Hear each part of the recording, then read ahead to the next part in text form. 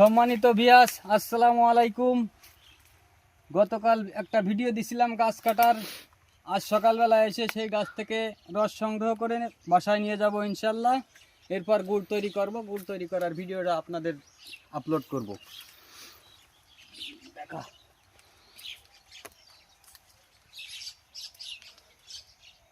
Viewers, এই যে আমি ভাট খুললাম, অনেক রস হয়েছে।